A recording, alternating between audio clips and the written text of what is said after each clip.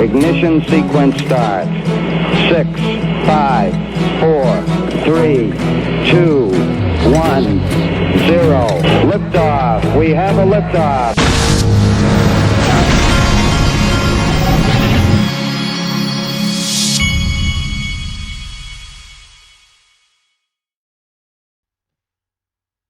Hey everybody, this is the Digital Asset Investor.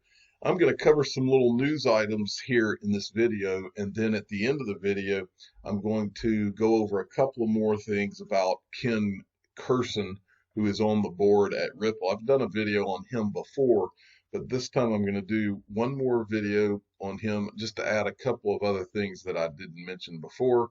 And the official father of the Digital Asset Investor channel asked me to go over him a little bit more. My dad is very interested in finding out more about all these people and how they're connected in different ways.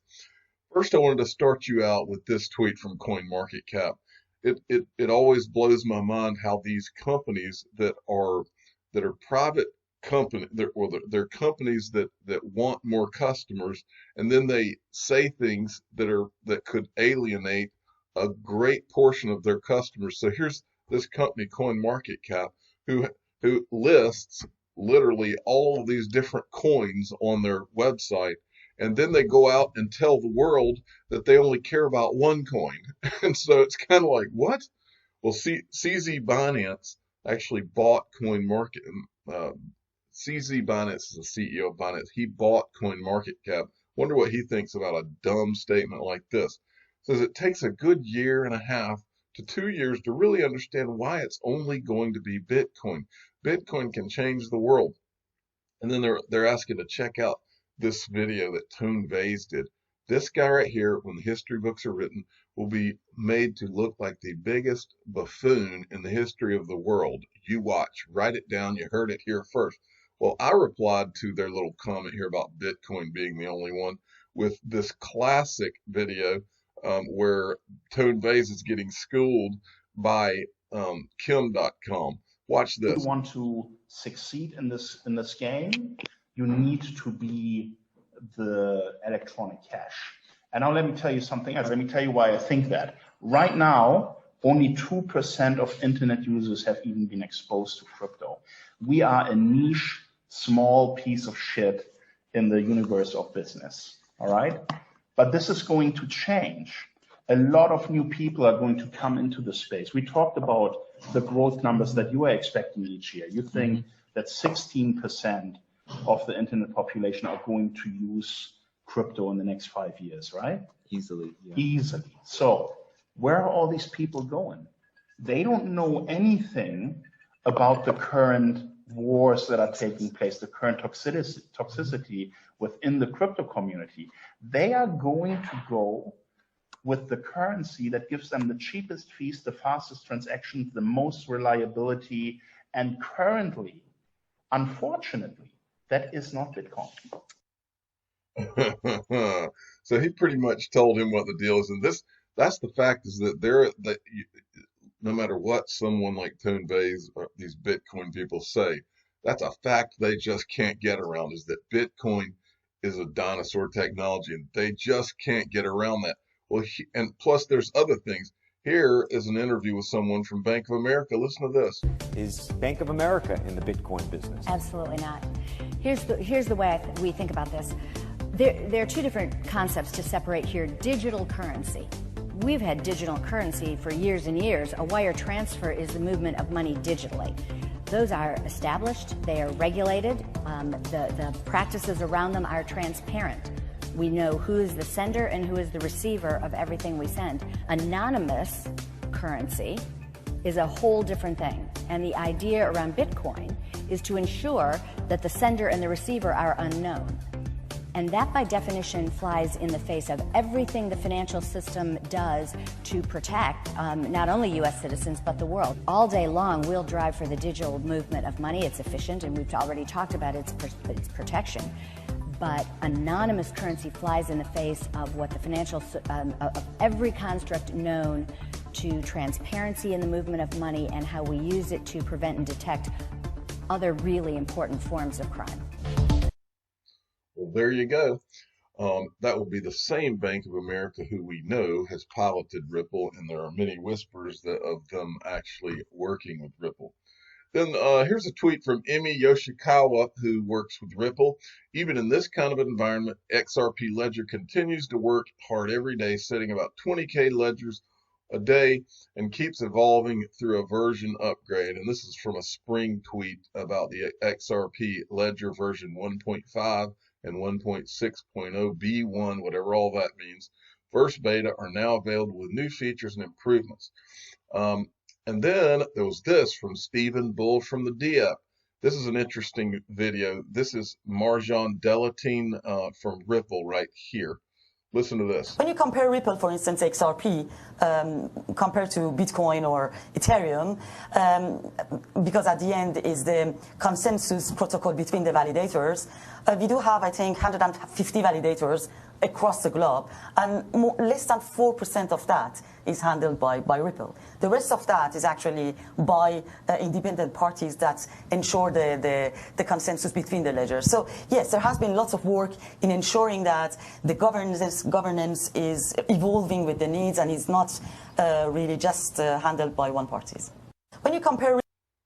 Okay, I thought that was an interesting little clip. I think she said 150 validators. Okay, then XRP Crypto Wolf. XRP Liquidity Index for Bitso's XRP MXN. ODL pairs hit a new all-time high. XRP Liquidity Index for BTC Markets. XRP AUD ODL pairs hit an all-time high. This is 12 million. This is 31.5 million. Then XRP Liquidity Index for Coins PH. XRP PHP ODL pairs also hit an all-time high. And these are the different charts here. You can see the spike right here on all three of these. All right, and then XRP Crypto Wolf sent me this. The European Parliament's think tank is recommending for the EU to broaden the definition of cryptocurrency and expanding the list of crypto entities subject to regulations. The European Union regulators should expand the scope of cryptocurrency's definition. We're seeing more and more of these regulators getting off of their behinds and getting moving on things. Okay, and then this was an article about Mike Novogratz. He believes every citizen should have a privacy-protected digital wallet, a digital currency wallet linked to different tiers of government. The wallet would work one way, allowing the government to send money. Crypto Twitter was not keen on the idea. And this article, like so many articles these days, was written from a tweet. And I mean, they write a whole article around a tweet. This crisis really highlights how important it is for everyone to have a digital wallet that is linked to both local, state, and federal government. And the people in the thread did not like this too much. No, just no. But here's the thing, folks. This is the path we're going down. This is where we're going to go. Whether you like it or not, this is what's about to happen. Okay, and then Michael at VAL5 links, you'll like this video because this is exactly the kind of thinking I think is Social Capital CEO, this guy, I can't, long name, told CNBC recently that the wealthy should not get a bailout. Instead, everyday Americans need a bailout. More importantly, there's no reason to equalize everyone's suffering. And so this guy right here schools this CNBC guy in why these wealthy corporations and shareholders should not get a bailout. Listen to this. You keep saying propping up zombie companies. Are you arguing to let airlines, for example, fail? Yes. Why? I mean, how does that make sense in the broader scheme of the economy? Because when you look at what it means, this is why I'm saying, like, this is a lie that's been purported by Wall Street. When a company fails, it does not fire their employees.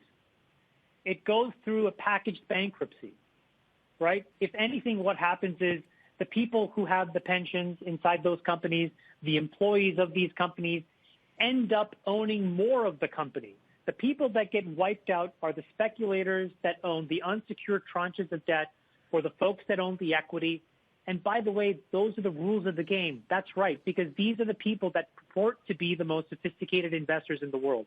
They deserve to get wiped out. But the employees don't get wiped out.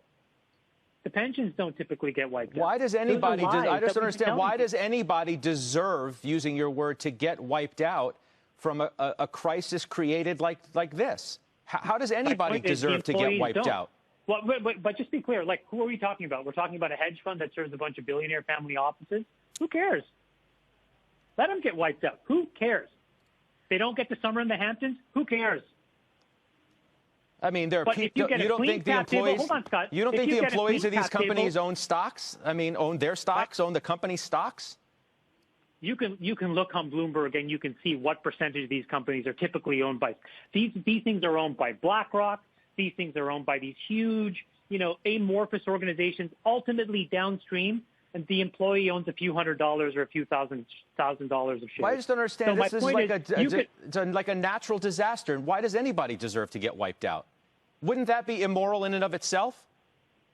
No, because what's happening right now is what I'll tell you is on Main Street today, people are getting wiped out. And right now, rich CEOs are not. Boards that had horrible governance are not. Hedge funds are not. People are. 6 million people just this week alone basically saying, holy mackerel, I don't know how I'm going to make my own expenses for the next few weeks, days, months. So it's happening today to individual Americans. And what we've done is disproportionately prop up and protect poor performing CEOs, companies, and boards. And you have to wash these people out. Man, I couldn't agree with the guy more. I mean, look, I've said it many times on this channel. The second that you bail out anybody, which they did in the financial crisis of 2008, the second that you bail out anybody, all of a sudden you do not have capitalism, because one guy gets bailed out, another guy does not get bailed out for one reason or another, and all of a sudden you don't have true competition anymore. And that's the problem. And this genie will never go back in the bottle, because we're not living under capitalism anymore. You can't have capitalism and have bailouts where certain people get chosen as to whether they're going to be saved or not. I know people in my town who got bailed out who are now, considered leaders in the community when they literally bankrupted their own companies and got bailed out. I mean, there are people there are people that happened to, and to this day, these people are held up like they're these community leaders. And the fact is, they're failures, but they weren't let to fail like a lot of people were. Okay, now I wanted to go through Ken Kurson real quick. This is, look, he's on the board of directors at Ripple, and remember, this guy worked at the New York, I think it was called the New York Observer, which was owned by Jared Kushner, the son-in-law of Trump, that's married to Ivanka Trump. Now, you could say, okay, well, he worked for Jared Kushner. Okay, that big deal. He just worked for the guy. No, these guys are good friends. And he was appointed to the board of Ripple February 23rd, 2017. Here's a short video of Ken Kurson from Stephen from the Bull. Sometimes people say to me, oh, I guess you had to support Donald Trump because you worked for Jared Kushner. And that's totally wrong. That's the opposite. I had gone to see Trump in 2011 to try to get him to run for the presidency in 2012. I knew it was going to be Mitt Romney unless somebody awesome ran. I couldn't stand Mitt Romney, still can't. And I thought Obama was a disaster as a president, and that someone stronger than Romney needed to run against him. So I had a meeting at Trump Tower with Donald Trump in 2011. That's 2 years before I worked at the Observer. So yeah, you're right, Ash. There was a certain amount of heat directed that just would have been generic at cooperating with any candidate, but there was a special temperature rise devoted to this particular candidate. And what made 2008 that I kept thinking, this digital stuff that Chris was talking about, it has a future. I don't know what it's going to look like. I'd never heard of Bitcoin. But then in like 2011, and I'm not super into like the programming world. I'm not really in touch with all these message board guys. The ones who look like Plague from the Girl with the Dragon Tattoo. But I started to hear it percolating around. I was looking into it as a journalist, and I bought my first Bitcoin in I think 2012 for about $90, and I remember thinking, this is terrible. Everyone else paid 50 cents. Why am I paying almost $100? And then that same guy, Chris Larson, became the CEO of Ripple, which is a currency that shares some attributes with Bitcoin. Not a lot. I mean, it's a cryptocurrency, but it's validated totally differently, and has a real. Bitcoin doesn't care what you use it for, which is one of its attributes. It's one of the reasons people like it. Whereas Ripple has a very specific usage, which is remittances. All right, so there's a little clip of him. Now, after he gets on the board at Ripple, he resigns at the Kushner-owned New York Observer, and this is in May 24th, 2017. He will join the powerful C-suite advisory firm Teneo as a senior managing director. And I think I talked a little bit about this Teneo in one of my videos, but if you really look at this company, this company is way up the chain in terms of power and influence. If you just look at some of their advisors, just take this, we'll take a couple of them. This is Senator George J. Mitchell. 1995, he served as special advisor to President William J. Clinton on Ireland. This guy is like connected all the way to Bill Clinton, who also spoke at Swell, right? And then if you go back and you look at, let's take another one. Here's Harvey Pitt. If you look at Harvey Pitt, for nearly a quarter of a century before becoming the SEC chairman, here it is. In that role, 2001, he was responsible overseeing SEC's response to market disruptions. Formerly served as the 26th chairman of the United States Securities and Exchange Commission. All right. Let me see if there's any others that I wanted to point out. Anyway, if you go through this list, the people like this guy, Lord Davies of Abersock, I guess is how you'd say that. All of these people, or most of them, went to the heights of government in their countries. This guy was on the board. He's on the board of Standard Chartered Bank. Does that bank ring any bells? Standard Chartered, the one that is just a node away on the network, as Brad Garlinghouse said, and now has Kahina Van Dyke, who used to work at Ripple. You think all this is coincidence? Teneo it's a communications and advisory firm founded in 2011. Here's an interesting thing about Teneo. Tony Blair, who was, I think, the Prime Minister of the UK, and Bill Clinton were both announced as members of Teneo's advisory board, with Clinton later becoming a client and paid advisor to Teneo and its founders. So if you go through this, the connections with Teneo just go all over the place. You could do 3 videos on that, or 4. Okay, well, I wanted to finish this video just by, because for those of you out there that are just thinking, oh, well, this guy, okay, so he worked for Jared Kushner and then he goes to this firm, this guy, and okay, let's say he's friends with Jared Kushner. Well, I'm sure Jared Kushner has a lot of friends, but he doesn't have a lot of friends who sit in the in the box with the Trump family when they're running for, and I'm assuming that this is at like the State of the Union speech, what we're looking at here. It says press pass, press pass. Ken Kurson, editor of Kushner's New York Observer, sits in the Trump family and VIP box. This is in 2016, before he joins Ripple's board. And then if you still think, oh, sure, okay, so they gave him a seat. Well, actually, it's more than that. He's actually sitting here talking to the president of the United States' daughter, who works in the administration. I'm the digital asset investor. I'm not an investment advisor. This is for entertainment purposes only. Please subscribe and hit the like button and tell your friends and family that there's a guy on the Ripple board who literally sits and talks to the Trump administration in their box at what I believe here is the State of the Union address. Thank you for listening.